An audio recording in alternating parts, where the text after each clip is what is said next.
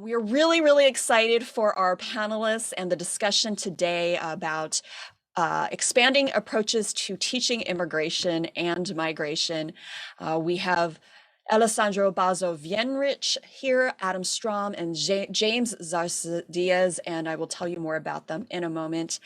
Once again, if you're just joining us, my name is Larissa Lam. I am a filmmaker with New Day Films. I'm part of the social media and outreach team. I directed a film called Far East, Deep South, which is about the early Chinese family immigrants that were in the Mississippi Delta during segregation and the Chinese exclusion era.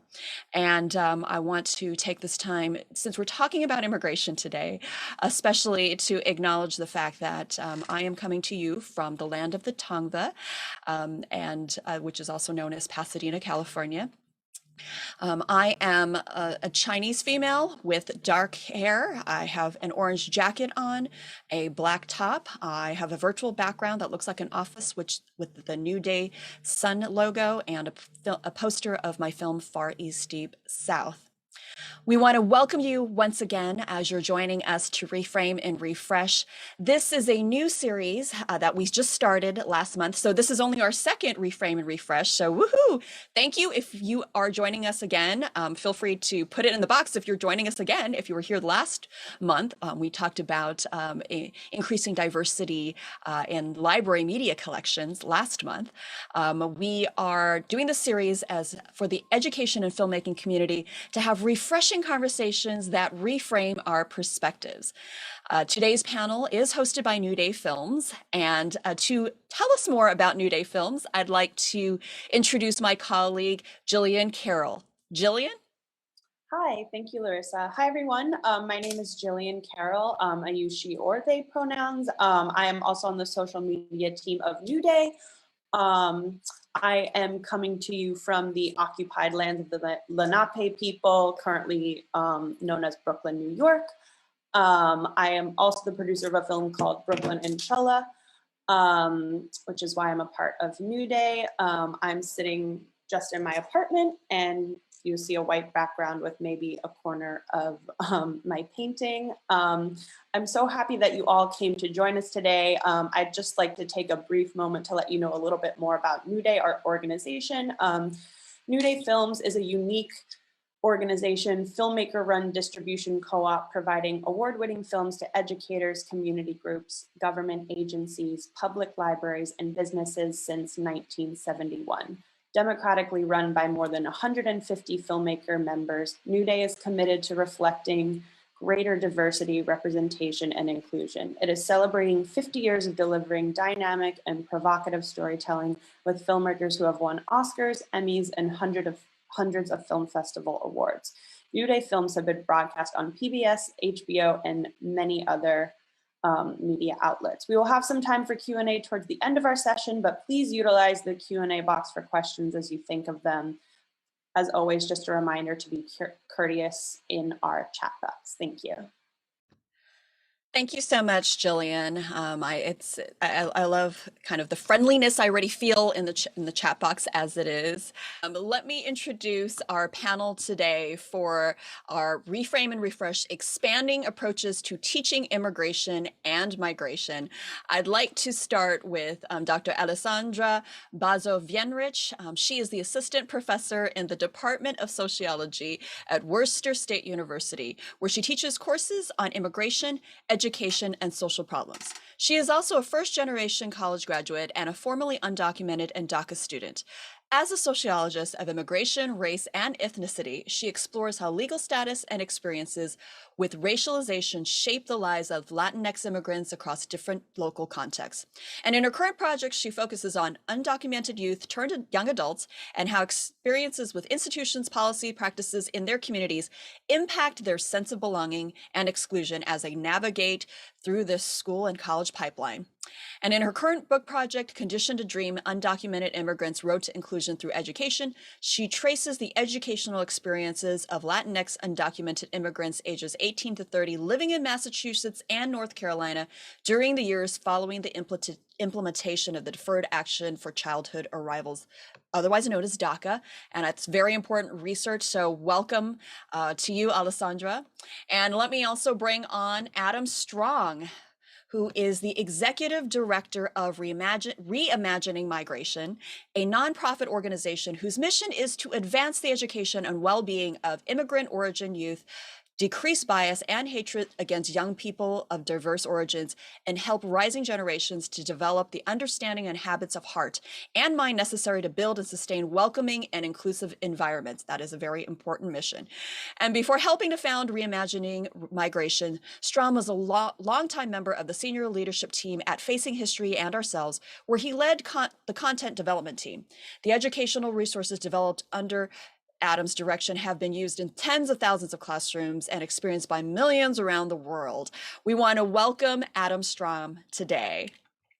And last but not least, we have James ZARSADIAZ, who is the Associate Professor of History at University of San Francisco and serves as the director of the, I hope I'm pronouncing this correctly, the Uchengo Philippine Studies Program. His research and teaching interests include urban and suburban studies, California and the US West, and Asian American history and the 20th century United States. He received his PhD and MA in history from Northwestern and a BA in American Studies and Poli-Sci from George Washington University.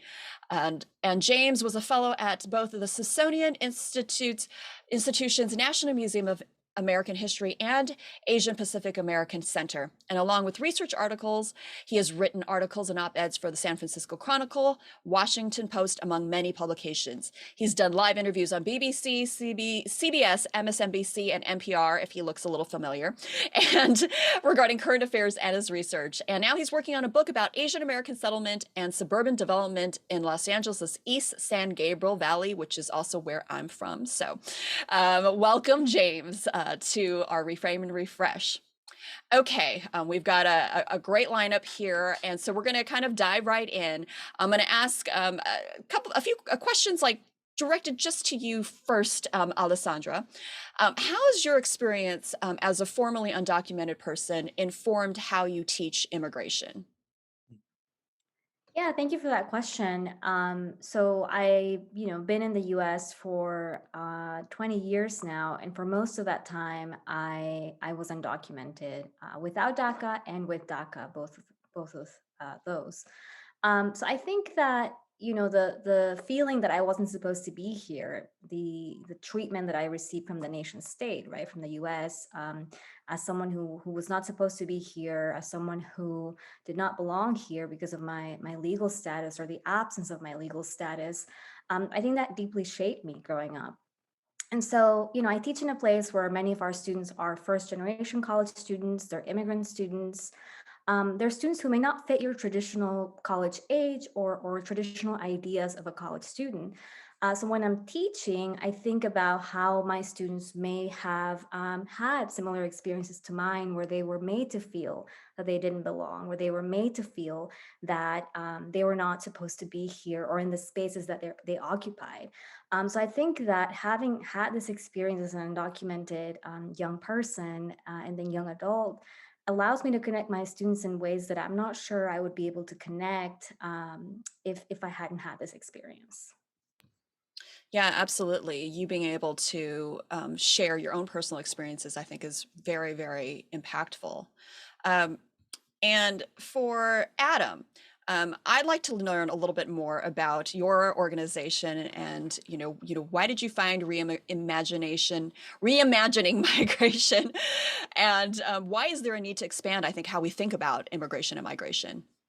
Well, thank you for the question, and maybe my answer will build on a little bit of Alessandra's story. One of the things that's really frustrating for me is the fact that immigrant kids are really like both invisible in schools and then incredibly hyper visible, right? So schools is they track groups of kids, right? They don't track immigrant origin kids. You ask a principal or a superintendent, how many immigrant origin kids do they have in the school? They actually don't know the answer to that. They know kids as English language learners. And so that means a whole human experience gets reduced to this deficit of whether or not you speak English or not.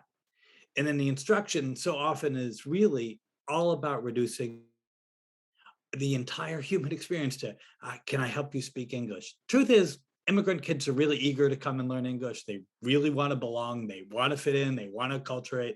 They want to succeed.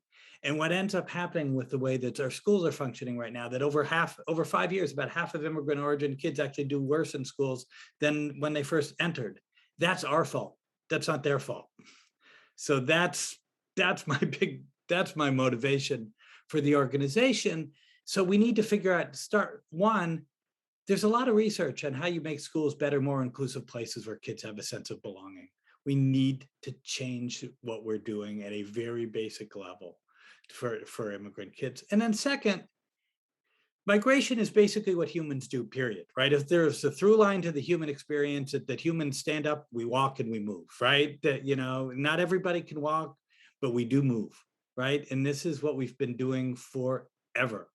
We've been doing that before there were borders, since borders have come across, borders reframe where people live all the time, but this is our experience.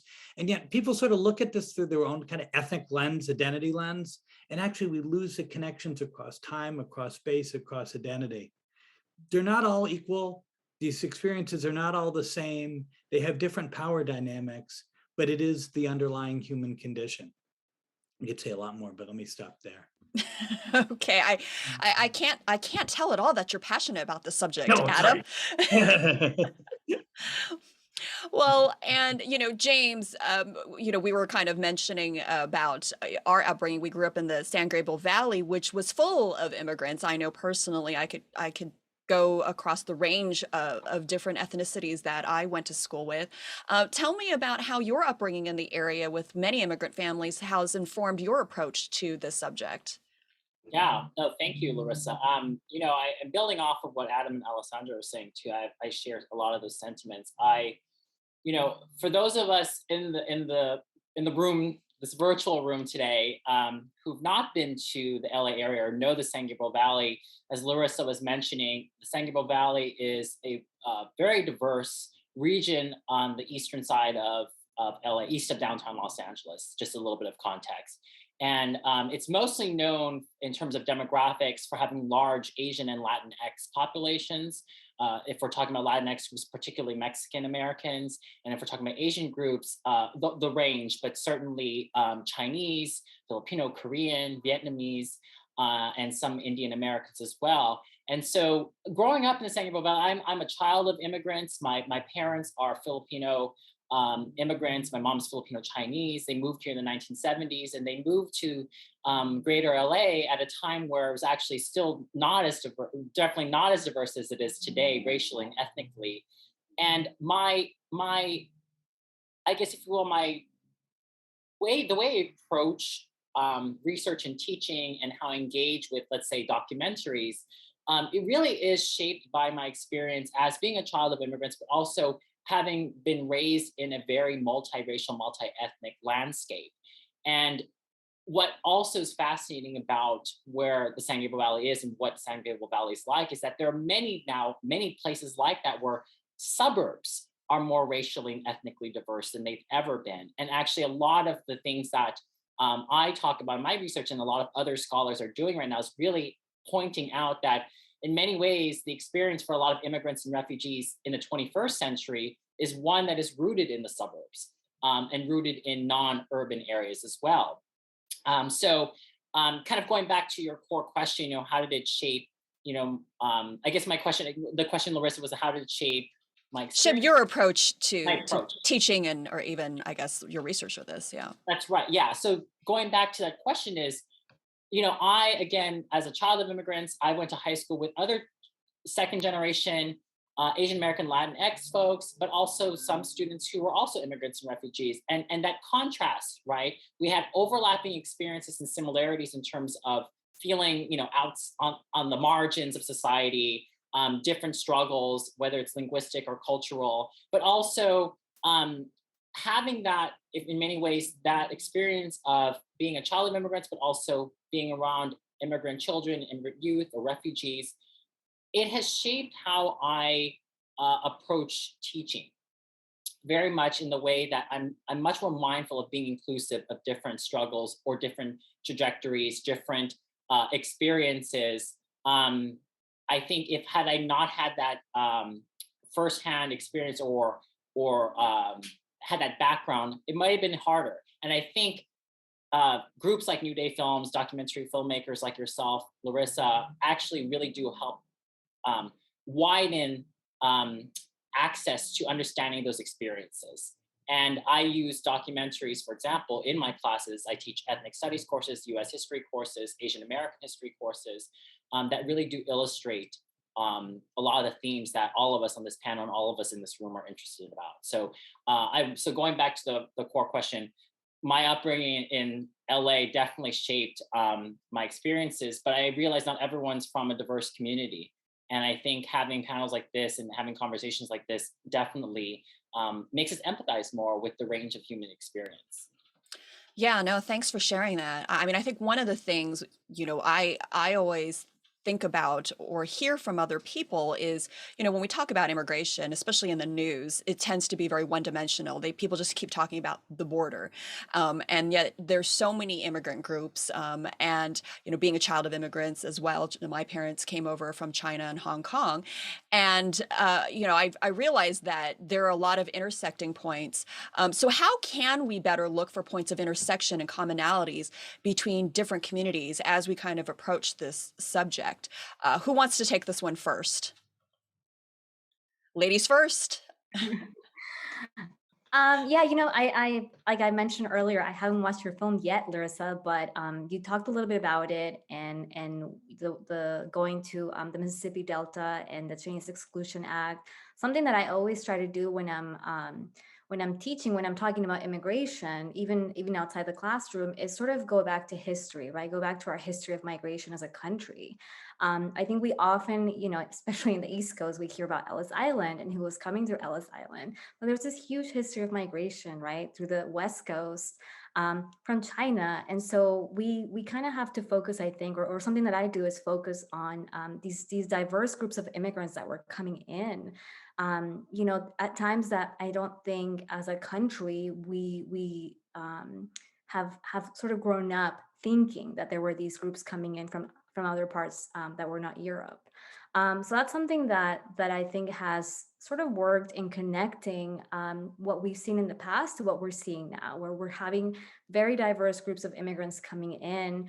And I think that allows us to highlight the fact that when we think of the immigrant, when we think of immigrants, we're talking about a very heterogeneous group. We're not talking about a group that has one experience. We're talking about immigrant experiences. And that's something that I teach about. I have a class called Contemporary Immigrant Experiences, right? I'm not saying policy is not important. I'm not saying theories of migration are not important, but what I'm saying is let's focus on these diverse experiences that we see in our society today and that we've seen in the past. So is it all right if I pick up on that, Larissa? Absolutely, go for it. I mean, first of all, I think that Alessandra is just exactly right. We have this Ellis Island bias in the United States, right? And it's funny. My family even came in the period of time in which Ellis Island was operating, and they didn't come in through Ellis Island.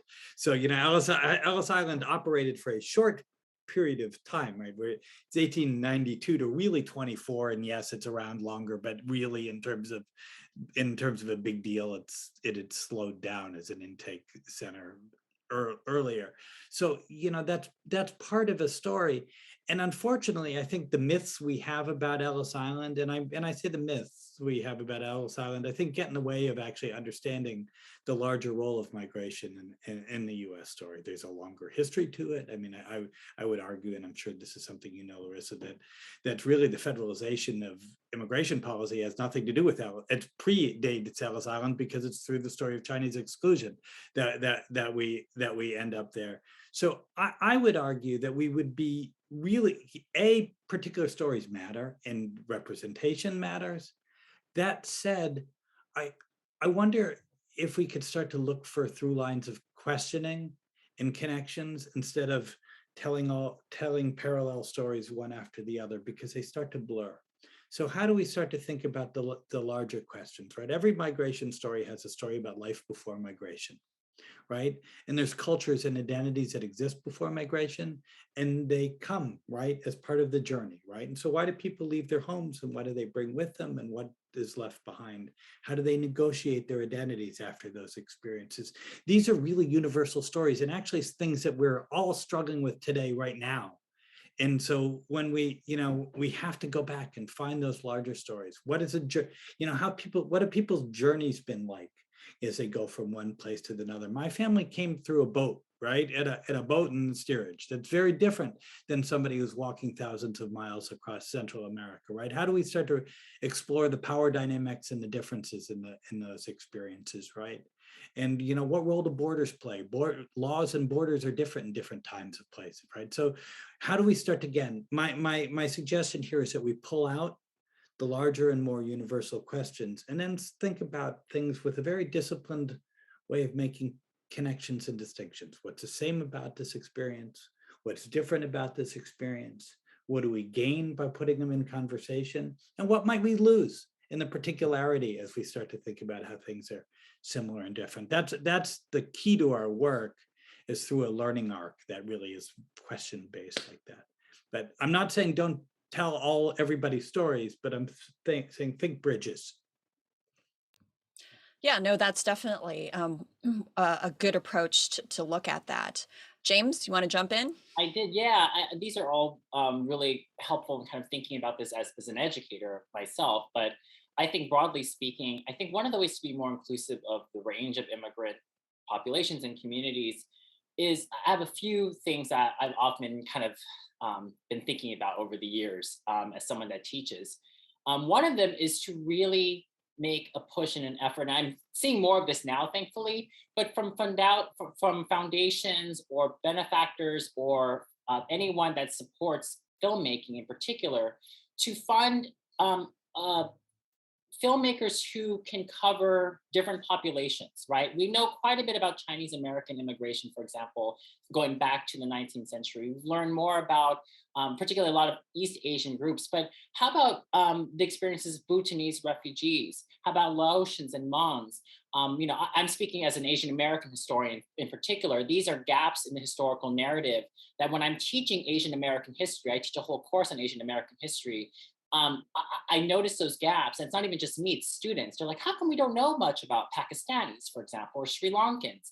And I say, I definitely want to know that too, but there are a few things that we need to keep in mind. One is access, educational access. We don't have as many, people in academia in those underrepresented groups. That also is the same case in terms of filmmaking, documentary filmmaking, nonprofit organization leaders. So when you don't have these spaces and access to these spaces, it makes it harder for these stories to get out and come out.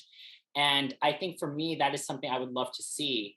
And another thing to be, in terms of being more inclusive, is really lobbying for more funding for, again, to tell these stories, whether we're talking about research funding or, again, we're talking about in the arts, to tell these stories, and recognizing that there is a range in the diversity within Asian America, for example, or within Latinx groups. Not everyone is of Mexican origin. There are, of course, there are Brazilians, there are Cubans, there are Peruvians, right? With Asian Americans, again, it still skews heavily East Asian in terms of talking about these experiences and histories.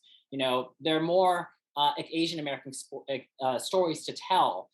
From Southeast Asian groups, how come we don't know so much about Indonesian Americans, or again, more about, South Asians? So obviously there's a lot of work to do, but I think something that has been nice, that a lot of us have been noticing, is that there is a widening field now. And I think it's our obligation, right? And in many ways, social responsibility to keep doing that work, so that these stories are told from a range of immigrants and refugees. Yeah, absolutely. I mean, it kind of goes to the point that Alessandra brought up earlier about feeling that sense of belonging, whereas if you're not seen, you don't feel like you're important or that your story doesn't matter. And so I think that's an important thing for us to empower and to encourage those who have the resources to be able to empower those to tell those stories. So I absolutely agree with you on that point. To kind of build off of that, we were mentioning about films and resources and so how does using film as a teaching tool help to humanize these topics of immigration and migration? And on a personal level, for all three of you, how have you used films to use in the classroom or even with your organization to illustrate some of these points? Who wants to grab this one first? I can do it if it's helpful. I'm like one of those folks who's like, I'll fill the room. So watch out, you can tell me to shut up. But look, I think film is extraordinarily powerful. You all know this, but I will just say what I've seen it does for students. It gives a person to a larger story, right? Just one detail I remember. I was doing some work teaching about immigration to France, and there was, in the middle of a world full of stereotypes, our kids' ideas about Muslim immigrants in Europe was very much dominated by stereotypes. And then they were watching in this film, this young Muslim girl sitting on her bed talking about, she was going through the different hijabs that she was thinking about trying on with her clothes. And you just would listen to the kids laugh and smile. And I would say, what's the laughter? And it's like the second that they realize beyond all the stereotypes, this is a human being. Right? Just that powerful opportunity to connect to another human being and humanize people who are so often dehumanized. So I would say big picture, immigration stories and immigration is, we are experiencing tremendous dehumanization right now, and good filmmakers, again, make the invisible or make the hyper visible real and human. Yeah, I'll add to that, to what Adam is saying, is that from the perspective of as an educator, documentary films are just extremely powerful ways to tell the human experience. And visual media often helps, in learning, and one also because students digest the information differently, and when they are learning about history through these very personal narratives. I'm a historian that does oral history interviews as well, because not necessarily because I actually enjoy talking to people. I'm enjoying this conversation we're having right now, for example, but also as a historian who focuses on historically marginalized groups, that is Asian Americans and immigrants in particular. You have to turn to oral history interviews and do them because they're not always written into the historical narrative. And you can't find those experiences and stories and the materials about those histories and experiences and stories in the archive, right? The historical archive, American history as a whole, it still skews heavily male, white, middle class, upper class.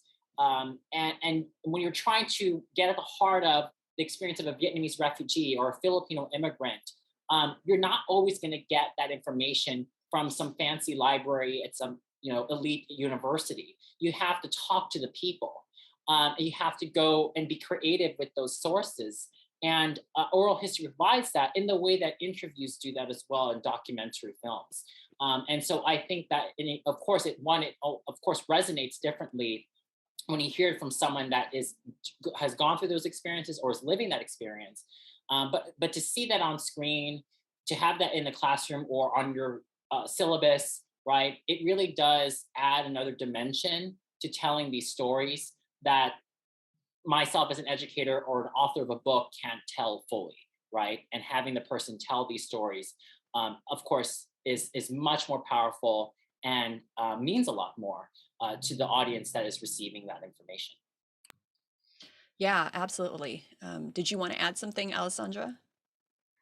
I just have a couple of things, going back to Adam's point about, how dehumanized immigrants are today, how much the media plays a role in that as well. I find that through film, I'm able to restore some of that humanity that my students have, just they've grown up desensitized to thinking of immigrants as, quote, illegals, right? So using film really helps me move away from that term and remind them that that is a term that dehumanizes immigrants. And the other thing that I wanted to touch on based on what James said was how, I'm a sociologist, and I read a lot of journal articles about, written by sociologists or written by migration scholars. But what I often find is that some of these journal articles, for an undergraduate audience, it can be difficult for them to sort of see how the author may be talking about actual people, right? I think a lot of us scholars, we have to publish certain things in certain outlets for certain reasons, but a lot of times I think it's difficult for students to read that and relate to that. And I find that film allows me to bridge that gap between, the literature, which is important for them to read, but also the humanity and something that's very much more relatable. Yeah, and I see the chat has been very active in response to all of what you've been saying, and people have been throwing out suggestions. And I will say we do this with every webinar that we do. Is like if you can save the chat, but also if you're not like wanting to frantically like copy and paste stuff, I will be kind of collating all these suggestions in the chat box and emailing them out in a nice little summary, so with links, so that you don't have to be frantic about note taking today. But I wanted to kind of continue and maybe ask a little bit more some nuts and bolts questions to Alessandra and James right here. In terms of your assigning of documentaries or other films and resources, I know it's been a little bit interesting year, but do you assign it outside of the classroom for students to watch, or do you watch in classroom? Can you tell us a little bit of your methodology of how you've just been from a practical standpoint using film in your classroom? James, you want to share a little bit? Absolutely, yeah. I was thinking before we hopped on this call of some of the films that resonate most in my classes. But to kind of go to your question here, of course, before the pandemic, some of these films we watched together as a class, the move to virtual learning just automatically pushed students to have to now view them on their own. Now that we are, in my situation, we're both in person and online, I do show some of these films as a class. Ones that I feel like that, depending on the theme, would generate some deep conversation that is much more digestible and better to have in person, right? So for example, I think of one film, First Person Plural, when we talk about Korean American adoption. It's from 2000. So yes, it's not a recent film, but the themes are still applicable today in terms of understanding what does it mean to be an adoptee, particularly Korean adoptee, in the context of the Cold War, in the context of what, entering the United States at a different racial landscape, right? And the kind of emotional aspects and psychological elements to the experience. So I'm mindful about putting certain films and pairing it with certain themes, right? So if I'm talking about, for example, that movie, we're talking about Korean American adoption, I situate that documentary in relation to other things that we're talking about at the time. Again, like the Cold War, for example, what was going on between the United States and Korea. Your film, Far East, Deep South, right? That's very much a good documentary to talk about the kind of racial order of the South and where do Chinese people fit into the conversation, especially in a region that we generally understand has a strong racial binary of Black and white, right? So I use documentary films in a way that are both complementary, but also or could be at the center of the conversation for that day or for that week. So they're very helpful in terms of me as an educator in trying to get a range or multiple dimensions of a story or a theme for that time. Yeah, no, thanks for sharing that. Larissa, if it's helpful, I mean, one of the things I think we can start to do when we're, as a teacher, when we're listening to these stories, we help people watch a film and start to think what's beneath the surface of the story that we're we're watching, right? You're watching one layer, but they open up opportunities to really explore all kinds of issues that are underneath, that are really part of the migration experience, but you may not be seeing them. So how do you help train people so they start to listen? And so we've picked up on kind of 6 themes that we really like to get people to pay attention to. What do these films tell us about life before migration? What do they tell us about the reasons why people leave their homes? What does it tell us about the experience of migration journeys? What does it tell us about sometimes living in life with an ambiguous status, right? What does it tell us about the adaptation and conditions in a new land? And then always with any of these stories, right? Good practice when you confronted with anything, whether it's a new story, new film, a new piece of evidence, how do the local stories relate to some of these global patterns? So this is some of the work that we encourage people to do, is pay attention to what's up there, but then start to ask questions about what might be below. That's very helpful. And I know we have many educators who are watching this, so I think that it's a great resource. Thanks, Adam, for sharing that. And Alessandra, you want to add a little bit about your approach to using film, and do you use it in the classroom, or do you assign it for people to watch at home? Yeah, I've done both in the past, and for me, it depends on accessibility. I'm very mindful about assigning something that students may not be able to access on their own. So at my previous institution, all students had access to Canopy through the library, and it was very accessible for them to be able to watch a film on their own. Currently, I don't have that kind of access. So what I've done is I've incorporated film into the plan for the day, right, for a class. But what that leaves me with is having to find very short films, or having to show parts of films. So, for me, these decisions are usually shaped by what kind of access I have to films, and making sure that all my students can access these films, and that no one is sort of left with feeling that, oh, I don't have a Netflix account, I can't access it. Yeah, absolutely. And Adam, we have a question in the chat that says, any chance we can get access to that diagram that you shared? Yeah, is it all right if I send it to you, Larissa? Yes, and I will share it with the follow-up email after the panel is over. We'll put a link that people can download that. So right on. See, we're all about sharing resources today. We have a couple more questions for the panel, and then we're going to open it up for the Q&A. And if you do have a question for our panel, we ask that you try to use the Q&A box that's at the bottom of your screen, because it'll be easier for us to filter those questions if you can use the Q&A box. But thank you for a lot of your comments in the chat so far. Adam, I'm going to go back to you. Can you talk a little bit about how reimagining migration can be helpful with education resources, or was that what you wanted to present about on New Day films, related to our work, particularly, with various films maybe we've mentioned in this conversation? There's a lot there. I mean, one of the things I would just say at a top line, I think that I would argue that there are some things that you want to start to cue folks as students to start to listen to and recognize, again, where this particular story, how it starts to relate back to the larger human story. But I would say that one of the things that we're very excited to do, and we love to do, is work with filmmakers on creating, tailored curriculum for the films. I mean, I think it's really exciting, because I think that educators, at least a lot of classroom educators, are looking. I don't think that everybody wants you to write every single lesson plan, but they're looking for a little bit of a direction. And how can you start to take this into a classroom? What are some big ideas? What are some things that we should be exploring? If there's some background information and some documents that I might be able to use to help explore some of these ideas in a little bit more depth. So that's the work that we'd like to do with filmmakers, with educators, really helping figure out what's necessary, so we can have a really rich educational experience with all these films.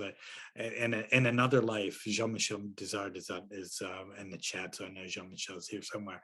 I wrote the study guide for his film I Learn America, but this is again, I think I'd be really excited to work with as many of you as possible in figuring out how to get these films into as many classrooms as we can quickly. Yeah, and we definitely have some filmmakers here, so many of us may take you up on that. To kind of continue on that conversation you were talking about, integrating it into classrooms and other subjects. I'll throw this to Alessandra and James as well. How can we better integrate immigration and migration into other subjects besides, just typically immigration or even just history? I Alessandra? can go first. Yeah. So I think one of the things to remember and to remind both students and educators is that, immigrants have intersectional identities, right? I mean, we all have intersectional identities, and immigrants are the same, right? They are not just immigrants. They are, immigrant children, immigrant mothers, immigrant fathers. There are immigrants who may, have certain religious beliefs. They are such complex individuals like all of us. And I think that can really help us think about how we connect, migrate or an immigrant's experience or a film on immigrants' experiences to other issues, things about the labor market, for example. I do this, when I teach social problems, for example, I'll teach about, economic inequalities, and I'll bring something about, brown collar work, right? This idea that Latinx individuals have their role in the labor market. And if I could, if I can show a clip from something that that shows that, I think it really allows students to sort of wrap their mind around that. So I think there are different ways to connect, immigration to other topics like religion, gender, the economy, right? The labor market, education. Yeah, and just to add to what Alessandra was saying, so I'm a historian, but I also kind of a bit unruly and move into different disciplines sometimes. So I dive into sociology and literature and political science and whatnot. And I say that because, even though we're focusing on the immigrant experiences of immigrants and refugees and all of that, as Alessandra is saying, everyone's multidimensional and has intersectional identities. And so sometimes I'll talk about, what does it mean to be, what is, for let's say, what are the political views of immigrants and what's the range of that, right? So one of the topics that I'm exploring right now as a researcher is talking about something that we don't often talk about within immigrant, when we talk about immigrant experiences, is immigrant conservatism. It exists. What is that? How does that play a role in electoral politics? How does it shape policy? When I talk about it in my Asian American history courses or Asian American studies courses, there was a large contingent of Asian Americans who were against same-sex marriage. There are Asian Americans who are critical of affirmative action. What does that mean? And why do they feel that way, right? What are the different perspectives as to why they have a certain, if they lean left or they lean right? Why do they lean left and why do they lean right? Where does class play a role? What does generation have to do with it all? When they move to America, if they are immigrants or refugees, how did that play a role? Because someone that moved to America from Asia in 1980 is going to have a different worldview than someone that moved here in 2016, right? So I think these are core questions that and themes that just naturally can be discussed in other areas beyond just talking about the immigrant experience. We can relate this to policy. We can relate this to other kind of disciplines and other discussions as well. Yeah, I may take you to the K-12 space. I mean, one thing that I would just say at a really high level of the K-12 space, as people are thinking thematically about what do you teach U.S. history, I don't know what the history of the United States if it's not a history of migration. I really don't. There's all this periodization, in the K-12 space, and they teach about immigration as if it happens between 1881 and 1924. First of all, if you know anything about what happened to Asians, you'd be like, wait a second, what's going on there? But second, again, this is this through line. 6 million African Americans go from the South to the North, almost at that same time period in which, this exclusion story, right? So how are we going to rethink the narrative of the United States? And then second, the great literature of this country is a literature of migration as well, right? I mean, how many of these great books, it's a theme of the US story, right? If you look at 20th century art, I've done a lot of work with the Museum of Fine Arts here in Boston. I was asking him, how many of your pieces in your 20th century collection are the children of immigrants? They don't know, but then you start looking at the labels and you say, oh, yes, I do.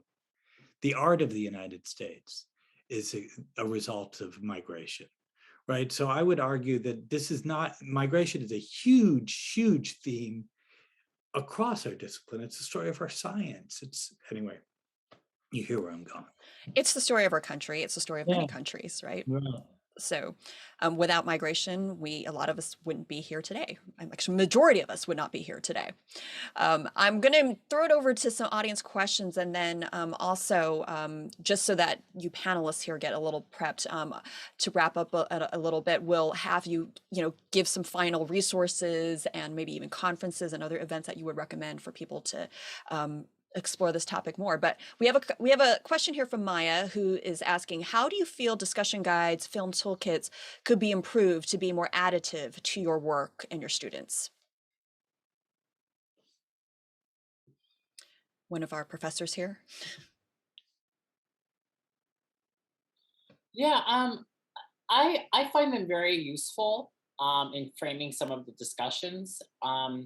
I think it would be great, and I have seen some films do this, to kind of have a range depending on the type of classroom. So like a K through 12, well, maybe not K through 12, but like high school, right? The questions that you would direct to high school students, what would that, maybe ones that's more specific to that, to let's say college level, or even in some cases graduate level, school level. I think that would be nice to see a little bit more range in terms of questions, but I use them in many ways to kind of help me think through, especially if, a lot of documentaries are very straightforward, but sometimes there are some that are more, artistic, and you kind of have to read between the lines. And I think that's also helpful to have some of those questions if maybe the filmmaker or filmmakers had a theme that was not as pronounced that maybe they wanted to still tackle, and the toolkit or the questions that are given could help with that. I would argue that too many study guides pretend that there's some average student instead of recognizing the diverse identities that people bring with them as a viewer, right? And based on, too many of are written with assumptions, again, about kind of some standard migration narrative that I would argue is mainly myth. So I would argue that as somebody who writes these things, we need to be much more sensitive to the diversity of the students who are the viewers. Larissa, I'm sorry, could you repeat the question? Yes. How do you feel discussion guides and film toolkits could be improved to be more additive to your work and students? I think it's tough because we have films that, films come out and then it can be used in so many different ways. So I think there's also this this risk of making a toolkit or a film guide that's too perfect for one subject or for one type of class. So I kind of prefer these guides that are broader, and then they allow me to pick what I need and what is relevant to what I'm teaching, and then I can also incorporate my own thoughts or my own questions. So the film I reviewed, 25 Texans in the Land of Lincoln, I really appreciated that film guide because I found that it was broad enough, right, to allow different types of educators teaching different types of subjects to use that guide, but it wasn't too focused on one specific thing or even one specific grade or audience, right? Yeah, and I will just note that the majority of our films at New Day Films do come with discussion guides, but of course, we welcome suggestions to improve them, and these are all great insights that you're sharing. I'm going to actually pull a question from Jean-Michel in here. I know Alessandra started answering in here. Beyond humanizing the immigrant experience and scratching the surface, do you have examples of films or stories or educational use of those films that deliberately go and dig deeper and plant seeds of advocacy and create actual shift in the classroom and beyond? I know this is a long question. Or film stories to facilitate new growth for other potential storytellers. Or this is a long question, Jean-Michel, and hopefully each panelist can tackle as much as they can with this. Or stories of educational practices that heighten the visibility of existing efforts. I think he's basically saying, How are there examples of films that go beyond just the classroom and being able to make an impact, and how you've been able to work with students or even guide them in that approach? Hopefully, I'm summing that up well, Jean-Michel. Yeah, I can, off the top of my head, if we're talking about a specific film, if that's part of the inquiry, is most recently one of the more powerful films that definitely encourages students to be more active, politically active. For example, is Call Her Ganda. That's a film about Jennifer Laude, a trans Filipinx person in the Philippines that was sadly murdered by a U.S. military person that was based in the Philippines. And the film does a really nice job. It's by PJ Revolve, came out in 2018. I made a note to myself before I hopped on here. That does a nice job of talking about the long-standing geopolitical ties between the United States and the Philippines in relation to colonialism, in relation to militarization, and situating that in the broader context of trans rights and trans visibility. And so I think that's a good example of a film, a recent film, that really has ignited not only discussion amongst my students, but also inspired some of them to look into trans rights and globalizing trans rights and discussions around transgender peoples around the world. And to me, it's sometimes not as much about the film itself, it's about how we're going to use the film as an educator, right? Lots of films can be part of a story about activism. I mean, I can think of lots of great films about activism. One of the highlights of my professional career is writing the study guide for the documentary series Eyes on the Prize, which is all about, civic action, right, and the Black Card Civil Rights Movement. But that could also be it doesn't have to be taught to lead to activism. So it's about the classroom context and helping people access that. But I will say this about just as I do a lot of work in civic education, and one of the things that we know is the issue for a lot of kids isn't about motivation to take action. It's kids struggle with what action should look like. So I love films that really get into the details of movement struggling, thinking about the choices that you make to build a movement and sustain a movement. So the example I'm going to give right now is actually is a radio documentary from Maria Hinojosa, but I love the Dream 9 radio documentary about the Dreamer movement, because it really takes you inside the struggles of the different people who are part of the movement, thinking about when am I going to be visible, when shouldn't I be visible, and those are stories that people can really relate to and start to explore them. Yeah, as we're kind of running up against the clock, I'm going to come back to all of you for a last word. So, Alessandra, if you want to add something, I'm going to have you hold that thought for a second. And I'm going to bring back our Jillian Carroll to make a few announcements about some exciting events that we have coming up. And then we'll have you have the last word with our panelists. Jillian? Great, thank you, Larissa. Yeah, there's just a couple things I wanted to remind everyone of, is that you can follow New Day Films. We share information about all of our projects and updates on our social media, which is New Day Films on Instagram, New Day Doc Films on Twitter, and I'll post that in the chat for everyone right now so you could see. That's our Facebook and Twitter first, and then Instagram second in the chat. Second, I would just like to remind everyone that New Day Films offers a variety of ways to stream a diverse collection of films, including ones dealing with immigration and migration for your students and faculty. We offer life of file licenses for most of our films in perpetuity streaming for individual titles. This is similar to the familiar DVD purchase.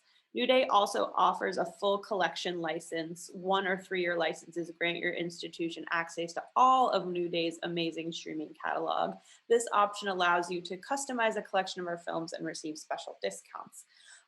You can get more information about this on our website, newdayfilms.com, or you can send an email to orders@newday.com and get more information directly from us. Just as a reminder to everyone as well, it's our 50th anniversary this year. We are the longest running filmmaker distribution co-op, which is very exciting. With our 50th anniversary also, we would love to have everyone at our 50th anniversary Founders Day celebration, which is going to be held over Zoom November 12th at 2 p.m. Eastern Time. A very special conversation with our 4 New Day film founders, Leanne Brandon, Jim Klein, Oscar winner Julia Reichart, and Amelie R. Rothschild, as they discuss the history of the co-op, lessons learned from New Day and today, and honor the groundbreaking feminist films movement and their role in the longest running film distribution co-op in the world.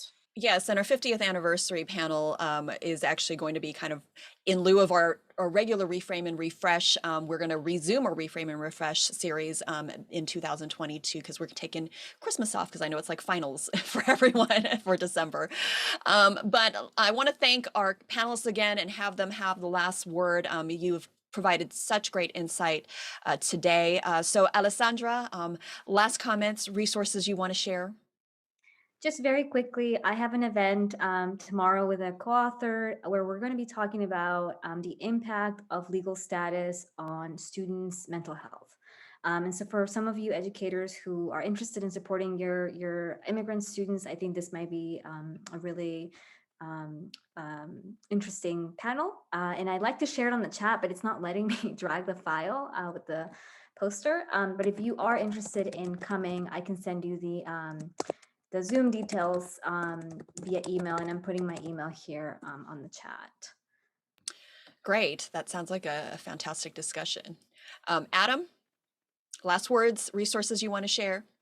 No, just thank you for letting me participate. It's a real honor. Y'all have a lot to teach all of us. Thank you. Thank you for being here. And James. Yeah, just a thank you, and you know, I appreciate having this discussion. And as we were talking earlier, and my suggestions for the documentaries, they were all New Day films. So it goes to show the impact you have, particularly in my classroom as an Asian American historian. So thank you for having me. Thank you again. And once again, thank you all for joining us. And if you did register through our Eventbrite, I will be emailing you all some of the resources that were collected in the chat. And certainly, if you have any other questions or even suggestions for future Reframe and Refresh topics, please let us know. And hope you all have a wonderful day. Thanks again for joining us today for our Reframe and Refresh series. Bye, everyone.